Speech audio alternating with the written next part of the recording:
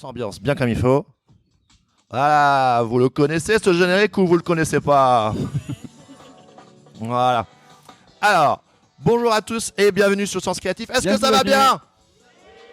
Je vous entends pas, est-ce que ça va bien? Est-ce que ça va bien? Merci. Voilà, alors moi j'ai une petite voix un petit peu cassée, mais on va faire comme ça, comme il faut.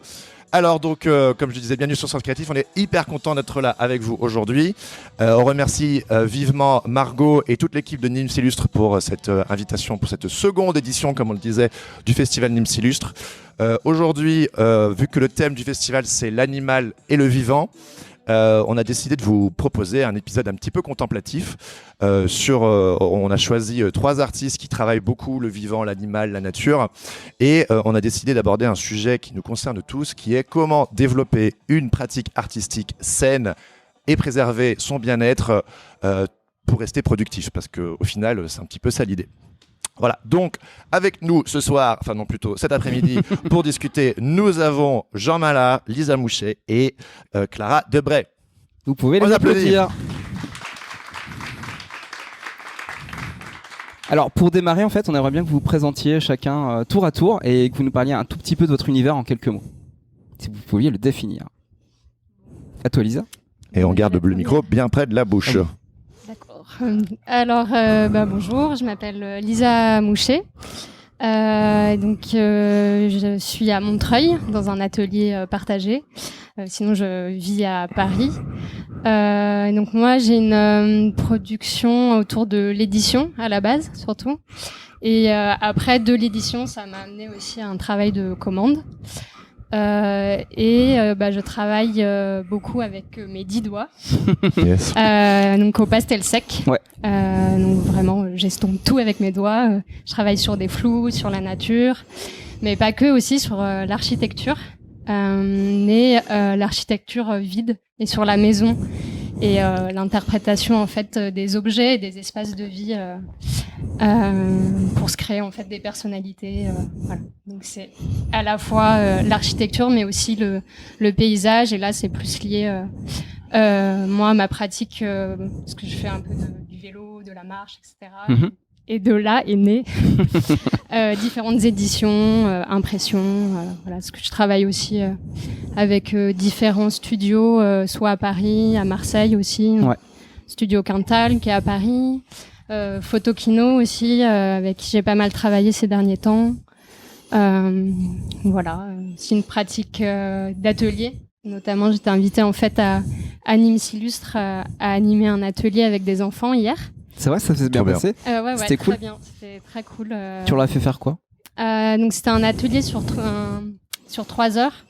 Et donc c'était vraiment libre d'accès. Et c'était autour de la carte postale. Parce que voilà, c'est le début de l'été et on a commencé un peu à envoyer des cartes postales. Et pour changer un peu de la carte postale avec des chats ou des dauphins qui disent bisous de la montagne, je me suis dit, allez, on peut essayer de s'inventer ces petites cartes postales à envoyer. Et c'était un atelier autour du collage, de la nature, bien sûr, ouais. Et de la bande dessinée aussi.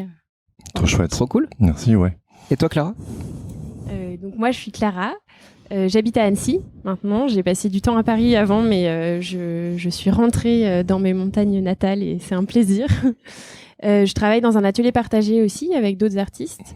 Et je suis artiste et illustratrice et je partage un peu mon temps entre des travaux plus personnels qui vont être guidés par ma sensibilité à la nature, à la montagne et aux personnes que je rencontre. Et ouais, c'est très présent dans ton travail. Oui, c'est important pour moi et je pense que ma manière la plus honnête de travailler, c'est de retranscrire ces choses-là qui ont du sens au quotidien.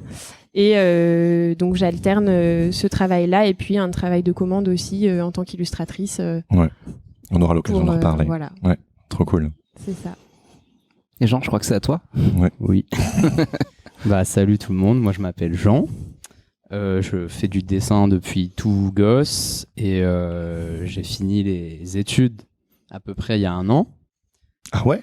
Ouais. Ah ouais, punaise, moi je pensais que tu bossais depuis super longtemps en fait. Ouais, alors j'avais un peu commencé avant parce que c'était un peu compliqué la fin d'études avec tout ce qui s'est passé. Ah oui, il s'est passé un petit truc. Ouais. T'as délayé un peu les études quoi. J'ai un peu délayé les études, je l'avoue, aujourd'hui. Mais du coup, je suis sorti des arts déco il y a à peu près 1 an. Et je dessine donc beaucoup, principalement à la peinture à l'eau, un peu sous toutes ses formes, donc de l'aquarelle, de la gouache, de l'acrylique. Et j'essaie aussi de fabriquer mes couleurs à partir de pigments. Enfin, je suis un peu dans ce délire de faire les couleurs moi-même à l'ancienne et tout, d'aller chercher vraiment les vieilles recettes pour trouver des couleurs très précises. Donc, je suis un peu un geek là-dedans. C'est ouf ça. Ouais, bah en fait c'est pas si dur et mais ça je trouve ça fait vraiment ça donne un peu sens.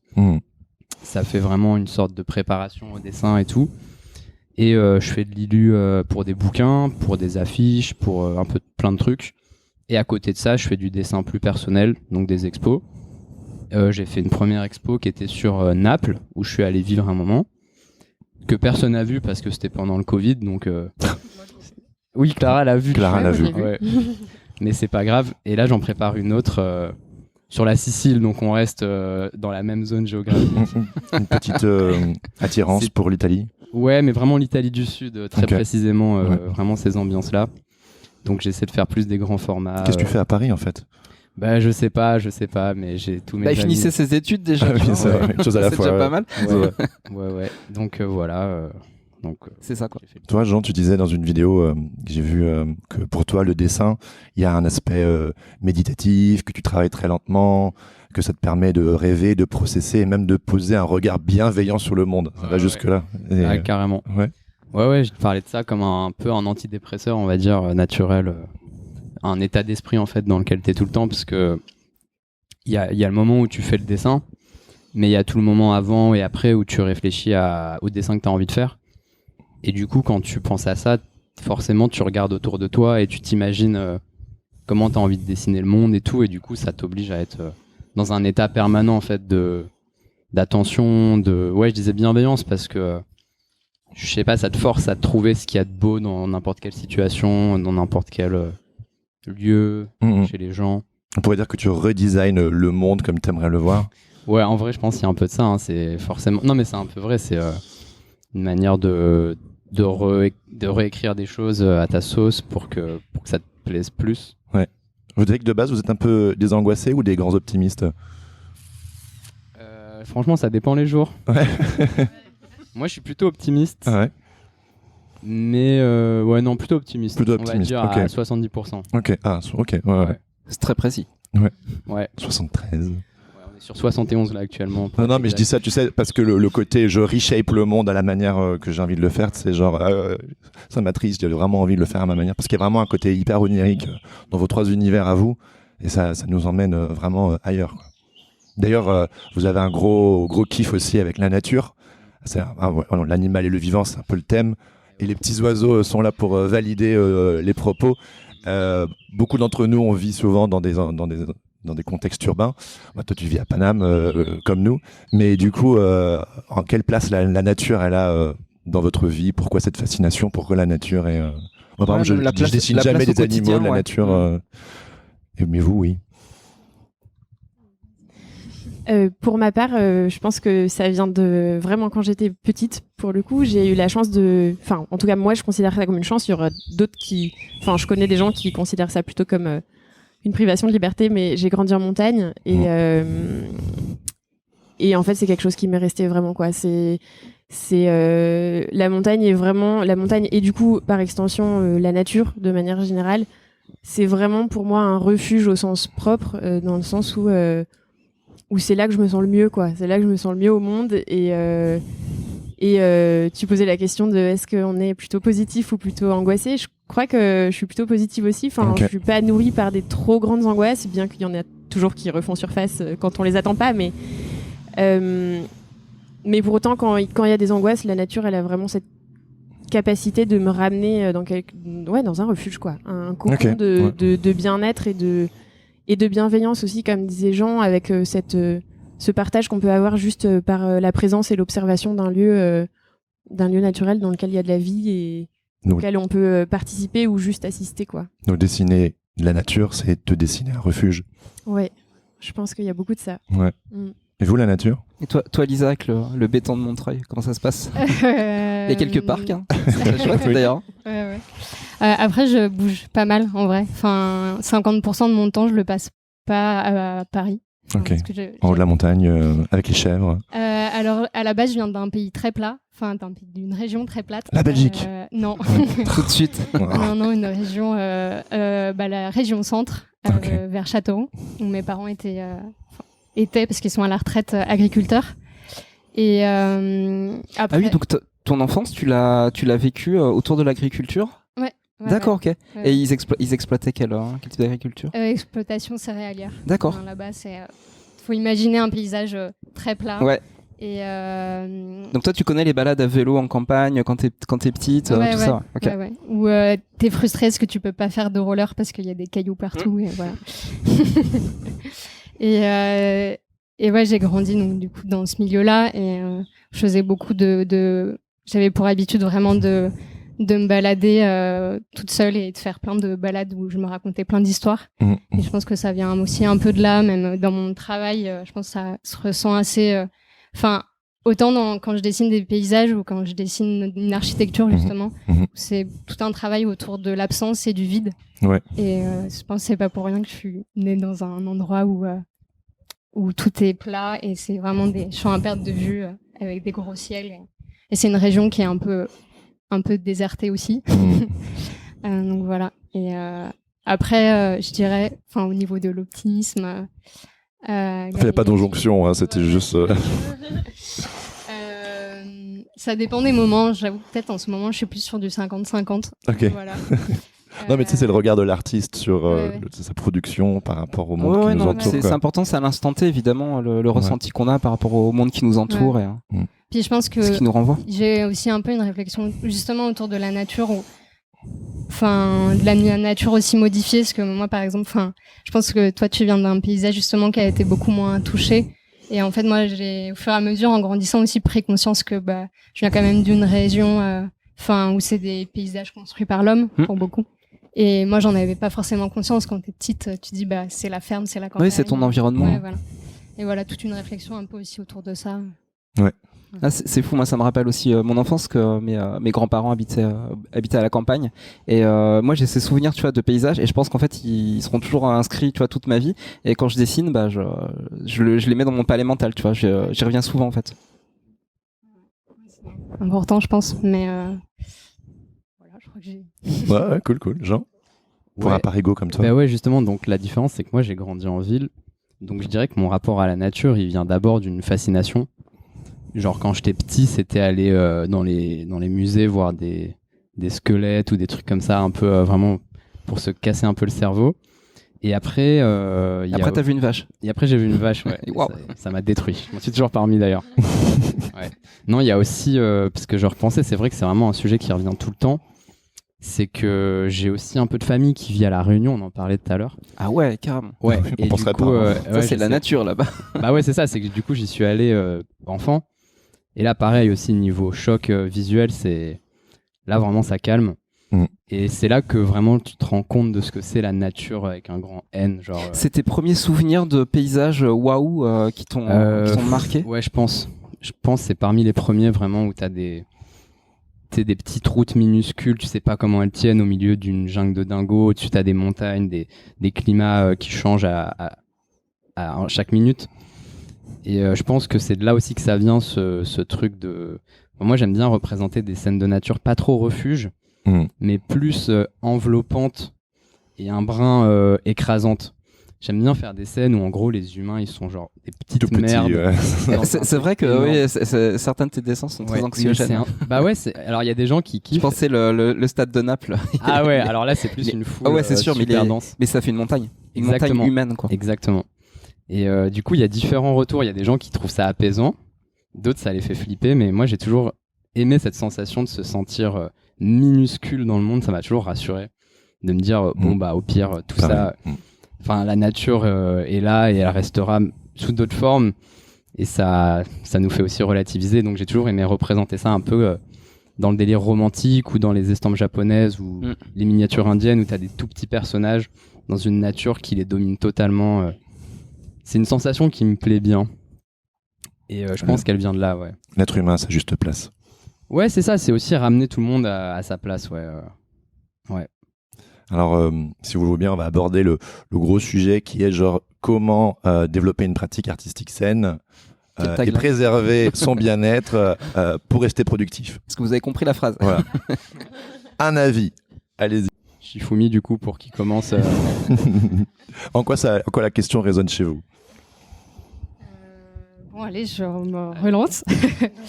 Moi, le plaisir, enfin, en tout cas, l'environnement que j'ai réussi à me créer, et ça compte aussi sur le fait que je sois restée aussi longtemps à Paris et à Montreuil. C'est mon atelier. Enfin, c'est un atelier partagé qui s'appelle l'atelier Commode. On est 9.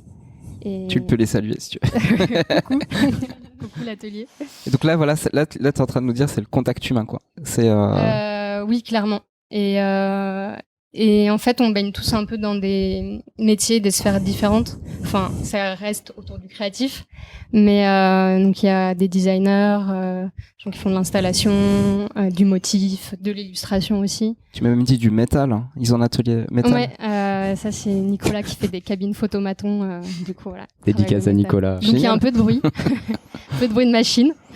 C'est pas le bruit de la nature, mais voilà, c'est un espace un peu aussi de vie. On fait des fêtes, des repas, voilà, et on partage beaucoup au sein de cet atelier. Et clairement, ça contribue beaucoup au fait que je sois à Paris. Ouais, que tu y restes. Vous travaillez aussi en atelier, vous? Oui.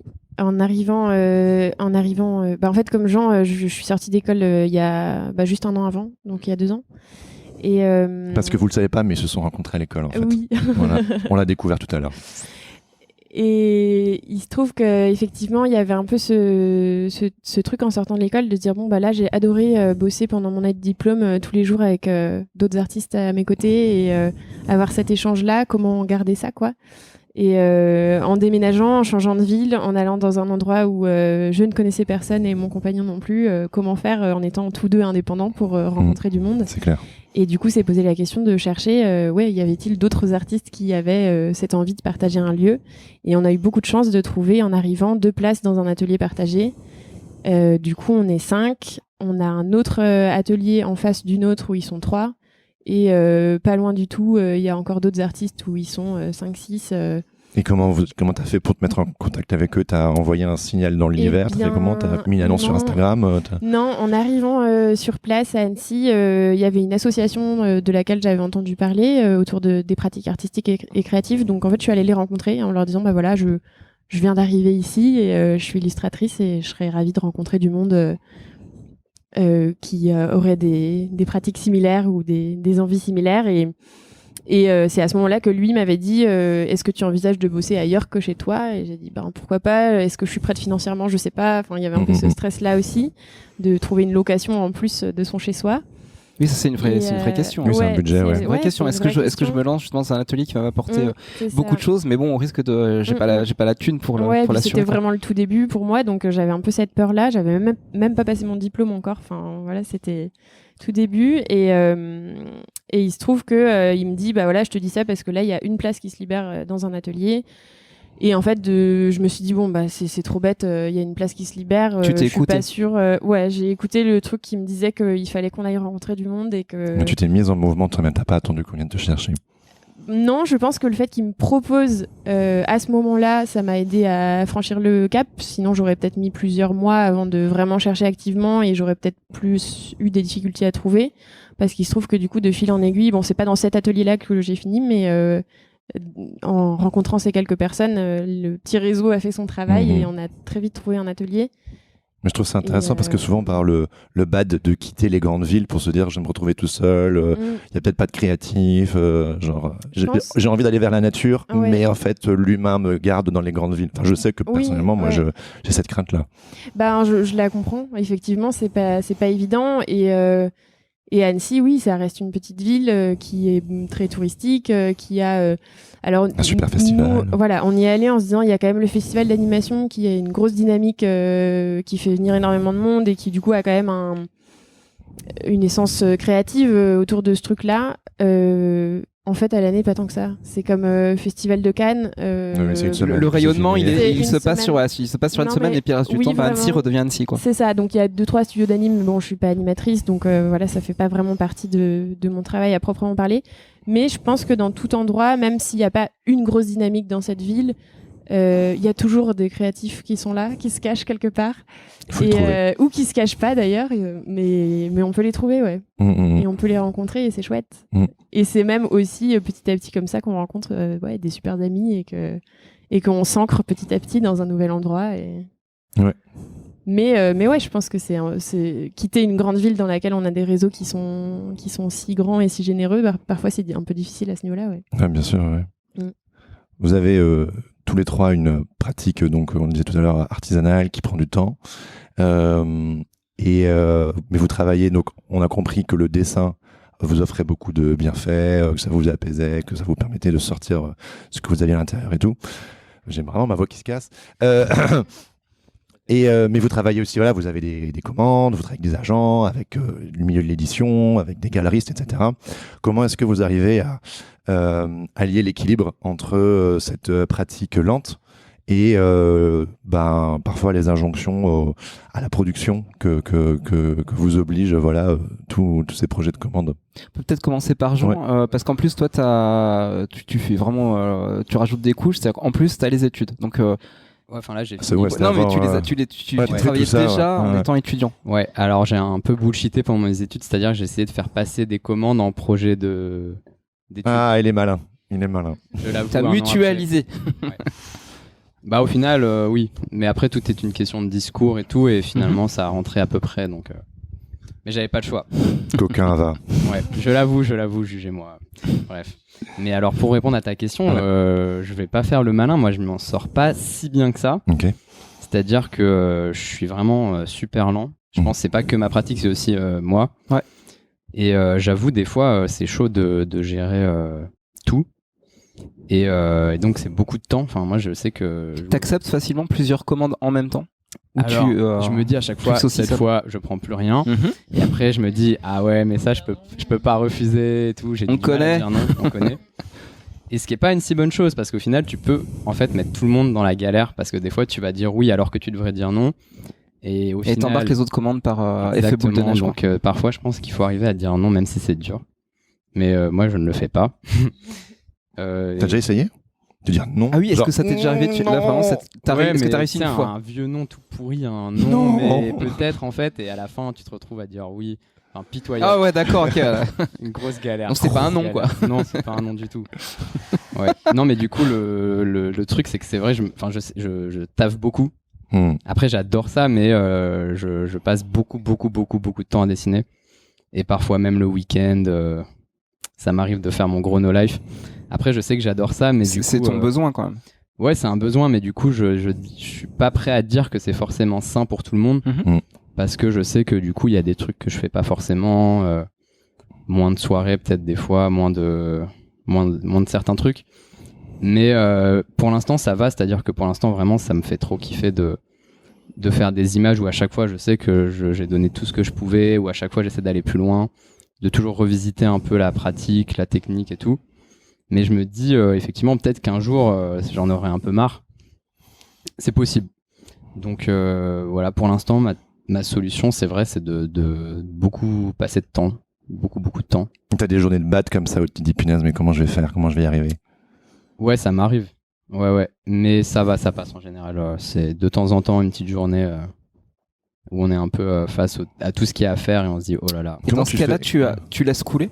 Tu laisses couler ou tu te forces à finir ta journée? Je suis un gros laisseur. Je laisse beaucoup couler. Ce qui est pas mal, je trouve que c'est une bonne, un bon move. Vous, dans les moments de bad, vous gérez comment un peu, genre pour rebondir, pour vous sortir d'un mauvais pas quand vous êtes un peu dépassé par les événements? Envie de tout balader. Ouais. Ça. J'en ai marre, vas-y, ça pue. Moi, je pense que j'ai besoin de sortir dans ces moments-là. Ouais. Parce que mon atelier dont je viens de vanter les mérites me plaît énormément. Mais c'est vrai que c'est un lieu quand même dans lequel je me sens un peu enfermée. C'est pas l'atelier dont je rêve avec des grandes fenêtres et de la lumière du jour direct. Je travaille sous un néon. Enfin voilà. Donc il y a un moment où quand je suis fatiguée et que mon néon m'épuise, il faut faire le choix de sortir. Et c'est presque aussi dur que de dire non à un travail de commande, quoi. C'est vachement important ce que tu viens de dire. Tu fais le choix de sortir ce que tu te dis. Si je décide pas, je vais encore rester sur ma table à dessin. Parce que je connais, maintenant je connais cette capacité que j'ai à 14h de dire aujourd'hui je n'y arrive pas. Je fais quelque chose qui ne me plaît pas du tout, ça m'angoisse parce que ça n'avance pas, je suis stressée, il y a du boulot qui arrive, ma journée défile sans que j'arrive à travailler. Et je suis en train d'apprendre ce truc-là, très honnêtement, je sais pas encore très bien faire, mais je progresse, je crois. C'est de lâcher prise, en fait. De dire, ouais, en fait, stop, là, il est 14h, ben en fait, ta journée, elle est finie. Va dehors, quoi. T'as la chance, en plus, d'habiter au bord d'un lac que tu adores, donc va faire un saut dans le lac, va faire du yoga au bord de l'eau et décroche. Tu culpabilises pas de partir à 14h alors que tu te dis que techniquement on faudrait bosser jusqu'à 18-19 Justement, c'est là que réside toute la difficulté pour moi, c'est de réussir à lâcher. Et il y a des fois où j'y arrive et je m'en remercie ensuite, quoi. C'est parce que du coup, je reviens le lendemain rechargée. Enfin, vraiment, il y a ce truc-là de t'as réussi à lâcher et c'est reparti. Il faut s'autoriser. Oui, t'as ce retour en fait de ressenti qui te valide en fait ce choix. Et je dirais quelque part que t'as réussi à changer tes habitudes. Et ça, je pense que c'est une clé. Je pense que c'est un super move de se dire, en fait, on peut pas changer sa nature. Ça, c'est très compliqué. C'est un peu une quête sans fin. Par contre, changer ses habitudes, je pense que c'est quelque chose qui est faisable parce que c'est comme un entraînement. C'est comme si on va à la salle. Il y a une salle de sport juste à côté. Bah, si on veut avoir des muscles, faut y aller tous les jours. Et à un moment, faut changer le rythme qu'on avait, quoi. Oui. Et je pense qu'il y a vraiment cette difficulté enfin moi je sens tous les ressorts qui se mettent en place dans mon esprit au moment où je me dis ok, il faut que je sorte. Il y a toutes les réflexes de dire non, il faut que tu bosses jusqu'à au moins 18h, de la culpabilité qui se met en marche, de dire t'as la chance de faire un métier que t'adores, comment ça se fait que t'es pas capable de travailler une journée entière, enfin. Et c'est vrai qu'en étant indépendant, on peut avoir assez vite aussi ce truc de se dire bon bah t'as la chance de pouvoir faire ce que tu veux, mais fais au moins des journées décentes, quoi. Travaille de 9h à 18h et arrête de te plaindre, quoi. Ouais, c'est ça. Et je pense que c'est une nécessité de savoir lâcher, d'autant plus que je pense qu'on a beau parfois réussir à cadrer un peu ses journées, j'ai un peu la sensation qu'on travaille tout le temps, quoi. Enfin, que c'est pas facile de vraiment lâcher. Ah ouais, non. Et du coup, arriver à s'autoriser ça, je le considère vraiment comme quelque chose qui est en cours et que j'essaye d'installer, quoi. Pour que et ça peut me sauver de l'angoisse si j'y arrive. Ouais, c'est bon ça.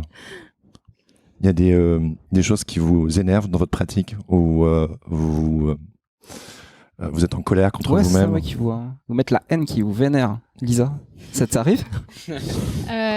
Vraiment au sens large. Moi, ce qui m'épuise pas mal, c'est tout l'à côté, en fait, les réponses de mails, les relances aussi, parce que c'est fatigant, c'est fatigant. Beaucoup de temps à nous payer. Peux-tu me répondre et me payer, s'il te plaît? Ça fait 6 mois. Qui aime ça, lever la main? Qui aime faire ça? Voilà, je crois que c'est clair. Jean. Et après, je dis pas, des fois, c'est aussi un peu excitant.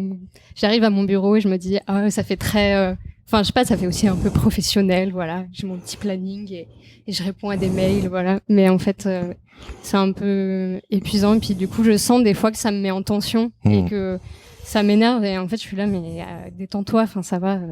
Il n'y a pas mort d'homme. Ouais, voilà. Et après, pour rebondir aussi sur par rapport au temps de travail, j'avoue que moi, j'ai vraiment beaucoup de mal à me dire stop. Et j'ai l'impression que même quand je vais pas travailler pour mes projets ou pour des commandes, je vais toujours trouver en fait des choses à faire. Je sais pas, j'aime beaucoup aussi cuisiner, donc je vais imaginer des banquets avec des copains. Je vais partir de Paris et puis on va aller faire d'autres projets collectifs. Et en fait, tout ça accumulé, j'ai ce truc où je m'arrête pas. Et là, j'essaye un peu aussi de me calmer et me dire mine de rien, on vieillit tous et au fur et à mesure l'énergie, faut réussir un peu à calmer les choses. Et puis aussi pour prendre, comme disait Clara aussi, pour prendre du recul et sur son travail et puis quand on est aussi dans un processus de commande, on n'a pas le choix, il y a des deadlines. Il y a des deadlines à respecter.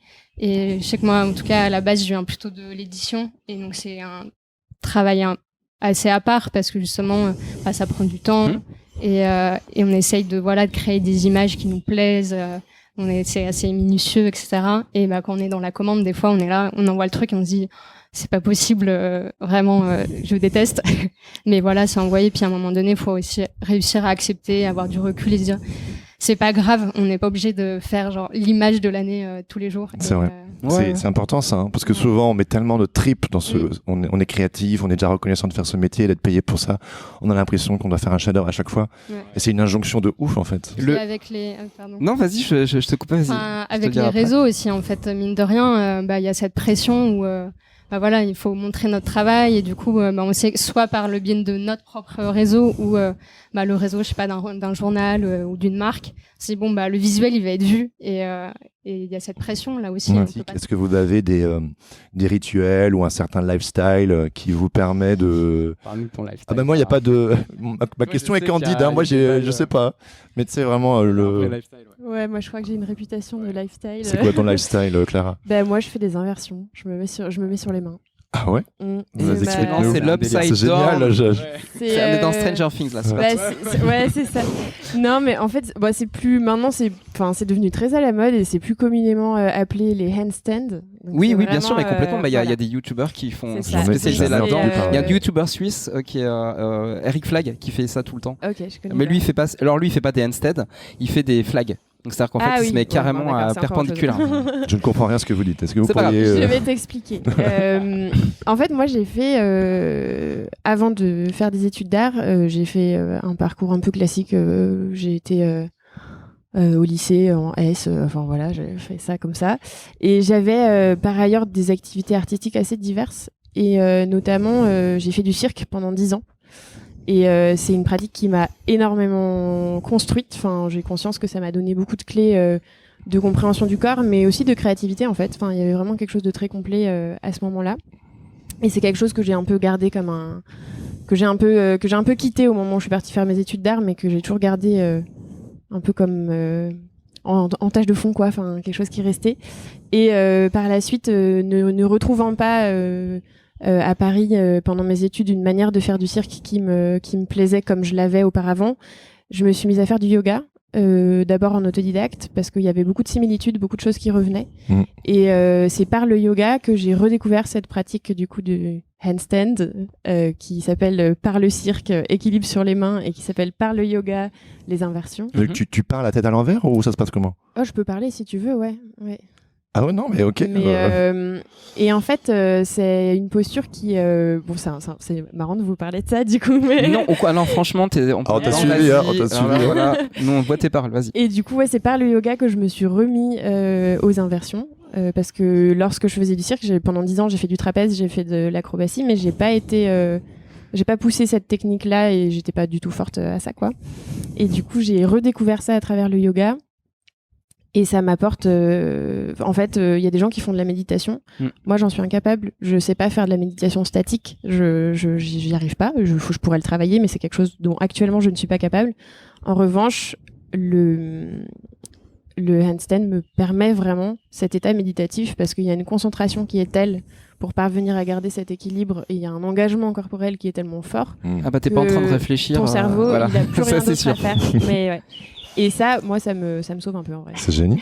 Et c'est très bon pour le cerveau de mettre un peu la tête en bas de temps en temps. Vous devriez essayer. Et donc concrètement, tu pars par exemple pendant 5 minutes la tête en bas? Alors non, je tiens pas 5 minutes. Je pense que actuellement, sans un mur, je peux tenir 1 minute. Ça dépend de la posture. Sur les mains, je peux tenir 1 minute. Après, sur les... tu sais, il y a des postures, je sais pas si tu vois, en trépied, où tu as aussi la tête dans les mains, donc tu as aussi les avant-bras au sol, donc tu es plus stable, tu as 3 points d'appui. Ça devient technique, là. Et là, tu peux tenir plus longtemps. Et ouais, c'est des postures qui demandent une grande concentration et qui te permettent de... Mais effectivement, tu as aussi la capacité de parler quand tu as la tête en bas, ouais. C'est faisable.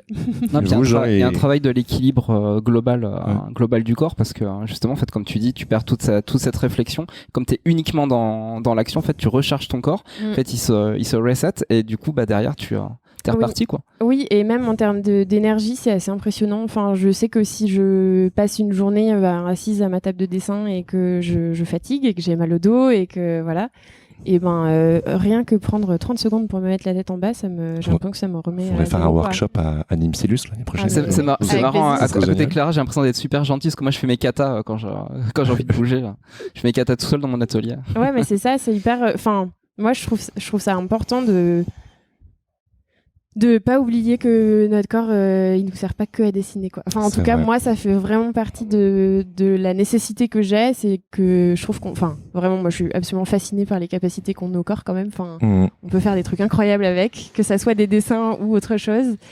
Et ça fait vraiment partie de mon équilibre et de mon mode de vie comme tu disais, de le faire bouger et de m'en servir aussi d'autres manières que par le dessin. C'est clair, parce que c'est un peu des métiers un peu mentaux, quoi. On est souvent un peu dans notre tête et tout. Cette histoire de mise en condition, de rituels et tout, je trouve que c'est hyper intéressant, hyper important. Et une des raisons pour lesquelles on avait envie de l'aborder avec vous, outre le fait la thématique du festival autour de l'animal et du vivant, c'est notamment parce que, moi, je suis totalement perdu, quoi. Je vous disais tout à l'heure en off que moi, à la base, je suis un mec relativement discipliné. Et puis, j'ai eu un enfant un peu moins, et puis j'ai eu 2 enfants, c'est parti par la fenêtre. Et ça fait 6 mois que j'ai 0 rythme. Il y a les matinées, les nuits sont chaotiques, etc. Et du coup, moi je me disais, mais comment ils font, comment vous faites, parce que c'est un parcours de vie, puis il y a des éléments extérieurs qui viennent changer les choses, et comment on fait pour s'adapter.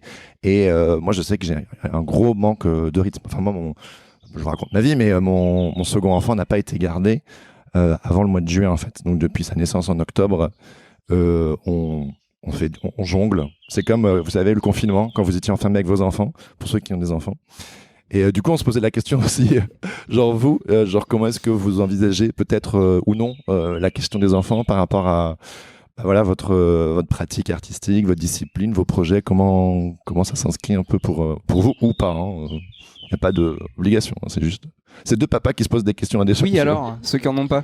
Celles qui en ont pas. Eh oui, moi je pense que j'aurai des enfants. Je sais pas quand exactement. Et effectivement, ce que tu dis de la routine et le rythme qui disparaît, c'est un peu effrayant parce que d'autant plus que moi je suis aussi quelqu'un qui fonctionne avec une routine. Enfin, j'ai beaucoup de confort là-dedans, dans le fait d'avoir des choses qui se déroulent parfois tous les jours de la même manière, et il y a un côté rassurant et tranquillisant là-dedans. Donc j'imagine qu'un chamboulement pareil, et puis je l'imagine et je l'observe effectivement chez des amis qui ont des enfants, que ça peut être extrêmement dur, et qu'effectivement il doit falloir redoubler de volonté pour être capable de réinstaller quand même quelque chose pour soi. Aujourd'hui, n'ayant pas d'enfant, j'imagine assez bien que, je sais pas, j'arriverai quand même à trouver du temps pour moi. On regardera dessiner depuis son berceau et dira oh maman, qu'est-ce que c'est beau. Exactement. Moi j'imagine ça. Ouais, voilà, bien sûr. Mais sauf que je pense que je me rends à l'évidence en observant autour de moi et en écoutant les gens qui eux ont des enfants et donc cette expérience-là. Et ouais, je pense que c'est un chamboulement qui doit être grandiose et auquel il doit falloir laisser un peu de place et probablement être capable de. Enfin, je me souhaite à ce moment-là d'être capable de faire face à l'inconnu et de me laisser guider, quoi. Enfin, de lâcher et de dire voyons comment les choses viennent, et je sais pas. C'est un grand mystère que je ne vis pas encore, donc. On refera un podcast dans quelques années. Tu nous dis, Jérémy, c'est bon. Alors, allez, on peut en discuter là. Non, oui, non. Alors. Oui et non, je suis pas sûre d'avoir des enfants. Et c'est vrai qu'on s'est déjà fait plusieurs fois la réflexion avec mon copain, on s'est dit, mais on le mettrait où? Enfin, autant physiquement, parce qu'on n'est pas dans un très grand appartement, et aussi dans le planning. C'est vraiment des métiers qui nous demandent énormément d'énergie, quoi. Ouais.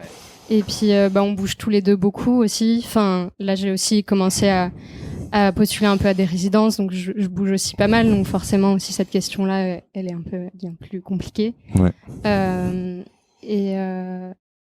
Pareil, j'ai aussi un rythme, enfin, je me lève toujours à peu près à la même heure le matin, enfin, et j'y mets plein de choses. Enfin, souvent, j'ai l'impression que dans ma tête, en fait, dans une semaine, il y en a 2, et je cours le plus possible. Et bon, j'ai quand même des moments où ça se calme, mais c'est vrai que j'aurais un peu du mal à imaginer. Après, c'est juste, ça sera un autre temps et ça sera autre chose, et faudra un peu tout réagencer, réadapter. Mais aussi, il y a aussi la question financière qui est là, et C'est clair. où clairement, nous trois, on répond aussi à des commandes et par exemple dans la presse, c'est des commandes des fois qui peuvent être assez courtes, donc on prévient une semaine à l'avance. Sauf que quand on a un enfant, j'en parlais récemment avec Marion Fayolle qui est illustratrice aussi, et elle disait c'est très compliqué parce que en fait on t'appelle et ils disent elle s'en est où de les avancées, et puis toi t'as ton enfant qui a faim. C'est ça. Ah maman. Il est 19h. J'avais suivi un workshop genre parentalité illustration. C'était aux États-Unis, et je me souviens, la nana elle disait qu'en gros votre deadline vous devez toujours la pousser de 48 heures en fait. Genre en 48 heures il y a aucun problème avec un enfant qui ne peut pas se régler normalement. Donc du coup c'est genre si c'est pour le vendredi vous visez le mercredi quoi. Ouais. Enfin c'est une anecdote Ouais. mais ouais. Et puis même si ça tend à bouger, mais c'est vrai que même au niveau de notre statut, c'est compliqué aussi d'avoir au niveau des congés aussi. Mm. Et donc voilà, toutes ces questions-là. Moi, à propos des congés, c'est vrai que non, mais au contraire, je crois, en étant indépendante, je l'ai toujours envisagé comme une opportunité le jour où j'ai envie d'avoir des enfants, d'avoir cette possibilité-là, de peut-être plus facilement réussir à faire de la place pour l'arrivée d'un enfant, parce que effectivement, on n'aurait pas de facilité grâce à des congés, mais en même temps, étant maître ou maîtresse de notre organisation et de notre planning, on peut aussi avoir cette chance parfois de faire de la place pendant longtemps pour quelque chose d'autre. Je sais pas si je me fais comprendre. Non, totalement, ouais.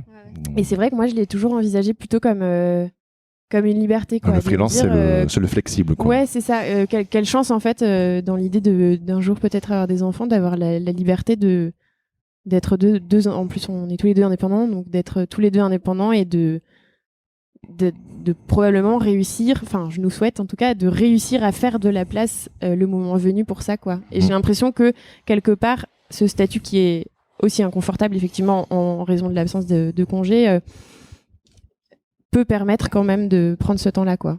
Enfin, j'envisage aussi comme ça, ouais. Yes. C'est que moi, je voyais plus l'aspect financier dans l'aspect congé. Et oui, je suis d'accord avec toi sur le fait que on a aussi cette flexibilité, voilà, de décider à quel moment on voudrait faire un enfant. Mais voilà, c'est plus l'aspect financier et comment on peut réussir à jongler là-dessus. Et puis même quand on est un couple, on est tous les deux en freelance. Enfin, voilà, c'est un peu des questions importantes, je pense. Oui, c'est sûr. Avant de passer à la fin, le mot de la fin. Sur cette question ? Oui, et puis sur ce que tu veux. Moi, je me rappelle, j'écoutais la radio une fois, il y avait Bastien Vives, vous voyez le dessinateur là, super connu, qui disait qu'il avait réussi avec ses enfants à trouver 1 heure dans la journée où il dessinait. Et quand j'ai entendu ça, j'étais là, ah ouais, 1 heure, c'est chaud quand même, parce qu'en 1 heure, là, t'as pas le temps de tendre ta feuille, de faire tes petits pigments. Oui, mais il a 6 enfants, Bastien Vives aussi. Ah oui, 6. Non, je sais pas. Super, on balance des infos complètement erronées. N'écoute pas, Bastien, s'il te plaît. Mais du coup, j'ai entendu ça et ça m'a. Du coup, je me suis mis dans cette posture. Je me suis dit, ah ouais, si j'avais 1 heure de dessin par jour, effectivement, je pourrais. Tu passerais au digital, tu dirais beaucoup plus et vite. là, je dirais plus du tout ce que je dis sur le digital. Ça m'irait très bien. Le pixel art, tu vois. Peut-être au contraire qu'elle deviendrait extrêmement précieuse. Cette heure de hyper dessin. Oui, voilà. Mm. Donc dans ma vie rêvée, j'aimerais trop avoir des enfants et d'ici là, j'aurais fait tellement de caillasses que je pourrais arrêter de travailler pendant 1 an. Et je les élèverais. Mais c'est un idéal, c'est super. Mais moi, tu vas tendre vers ça. Goal Life. T'as raison. Et sinon, au pire, j'adapterai mon dessin, je sais pas, mais bon, je me dis, faut voir aussi en temps réel comment les choses évoluent. Je me dis, faut pas trop prévoir. Je pense que l'enfant, c'est quand même le truc le plus instable qui peut arriver. Mais c'est du chaos à l'état brut. Donc ça sert à rien de prévoir. Tu sais pas comment. De toute façon, pas quel sera son caractère. Ouais, tout comment sera. Il va changer ta vie. Moi. Ouais, voilà. Non, mais beaucoup de respect parce que dans mon atelier, il y a une de mes amies donc qui a des enfants et ouais, c'est pas la même vie. Hein. Non. Et franchement, elle en douille et elle se plaint pas du tout. Enfin, c'est beau en même temps ce qu'elle vit, mais je vois que elle est courageuse. voilà, grand respect. Pour parler de mon expérience, moi je pense que mon fils en fait il m'a vraiment fait grandir. Et ça c'est hyper important de le dire et du coup je bosse vachement mieux maintenant qu'avant quand j'avais pas du tout de responsabilité par rapport à un être. Que tu tournes moins en rond aussi, tu sais, le temps tu l'utilises peut-être beaucoup mieux. Le temps tu l'utilises beaucoup mieux. Le centre de l'univers il se déplace parce que c'est plus toi, ça devient ton enfant, sauf si c'était super égocentrique. Et pourquoi pas. Et mais en même temps, enfin tu vois, il te donne un boost de fou sur plein d'aspects. Moi je trouve que c'est ça qui est merveilleux, c'est-à-dire que vraiment toutes les angoisses que tu peux avoir, si t'as décidé d'avoir un enfant aussi il arrive, lui il va complètement redistribuer les cartes. Et c'est pas c'est pas bien ou mal, c'est une nouvelle chose et tu t'adaptes en fait. Et ça le fort en fait de l'être humain, c'est de savoir s'adapter. Et puis il y a un autre truc aussi, c'est quand même quand t'as des enfants, du coup ça te replonge dans le présent de eux, ce qu'ils vont vivre. En termes d'ancrage, je veux dire, tu peux pas tester. Et ils te ramènent à ton enfance aussi. Déjà, et puis même après, en grandissant, ils vont t'influencer dans ce Ouais. que toi, par exemple, des musiques que t'écouterais jamais, des films que tu irais pas voir. Henri Dess, tout ça. Non, mais c'est. Bah si, moi j'ai adoré. Genre, j'ai des amis qui nous ont fait un petit livre d'Henri Dess et j'étais genre, oh mon dieu, et puis je suis retourné 20 ans en arrière, Ouais. quoi, j'ai adoré. Non mais Jérémy est fan. Hein. Ah ouais, moi je suis fan d'Henri Dess, Ouais. j'étais pas du tout cynique. Je confirme, marche, je ne me juge confirme, pas. il n'est pas cynique sur le sujet. Non, mais bref, du coup, je me dis, ça peut être aussi. J'aimerais bien, dans ma salle de bain, faire de la musique. Je vous faire de la avais prévenu. musique. C'était le mot de la fin. Pardon, merci. Tu l'as ajouté. Bah, c'était Jean, Clara et Lisa, messieurs, dames. Merci.